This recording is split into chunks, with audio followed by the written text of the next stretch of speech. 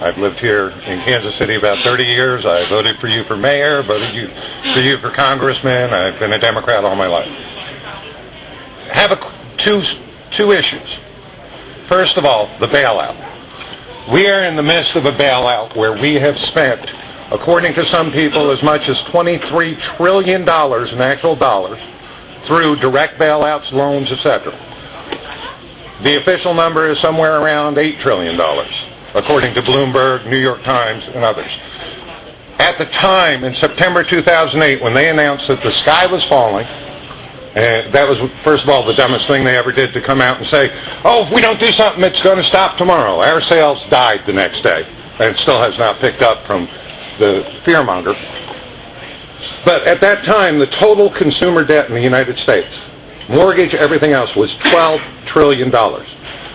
With the amount they've spent, they could have paid off all of our bills, all of our cars, all of our mortgages, put money in our pocket, and fix the economy. Because the solution to fixing the economy is bottom up, not top down. They learned that in the Great Depression. They even said so. They said, we screwed up. It was not overproduction, it was underconsumption. We are in the same situation, and Washington still is feeding it at the top. The same people who stole the money are getting more money.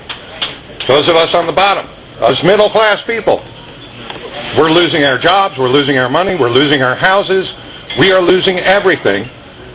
And you guys just keep doing it. You just gave GM, the new president you assigned, $9 million. That's 90 years of my salary that you're giving him. Nobody is that smart. Nobody is worth that much money. How come you are not pushing very hard for a bottom-up? Give us the money. Let us fix the economy. Screw them. Because you're giving it to the robbers. Somebody walked away with $23 trillion. And nobody's stopping them. Nobody's going to jail. Now, part of the problem is, other than people like you, a lot of Washington's just totally out of touch. When people are thinking that if they make $600,000, they're still middle class, they're out of touch. Middle class is me. Okay, I make a good salary. I make within the top 10% of this country. But still, I'm not going to be able to register my car next month because I can't afford to pay my personal property tax in time.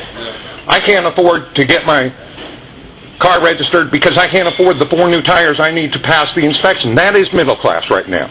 That's where we are. We need help. We need a bailout.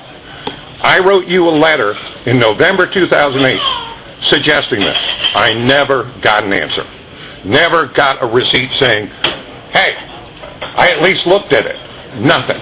I sent it to you. I sent it to Kit Bond. I sent this to everybody I could. Nancy Pelosi, who is an idiot.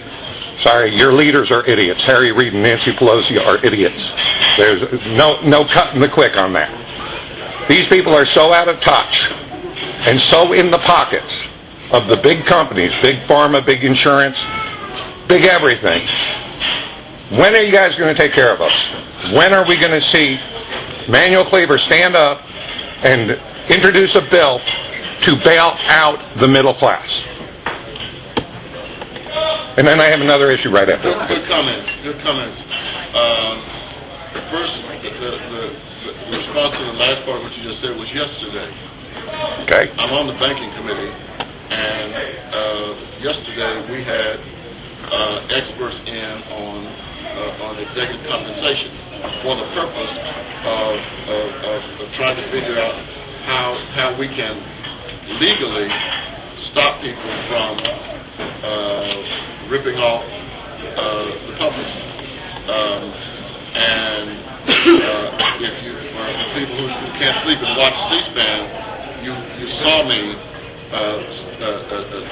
talking about the culture that's been created on Wall Street, where they actually believe that they are smarter than the rest of us, and therefore they deserve to earn all the money they get. They actually believe that. If they came in here, I mean, they could have a conversation here because they probably think that the food's not smart enough. And we're in a situation Yeah, and another trick that people do, which I have always refused to do, is if somebody came to a meeting like this, they would, and somebody said, well, somebody needs to introduce some legislation to address what I'm talking about. They'll go to Washington and do it. And the people back home will say, that's what I'm talking about, that's a good representative. When they know, like I know, that, 10, 11,000 bills are introduced every year, and maybe 1,000 of them will get to the floor, and most of them are post office names.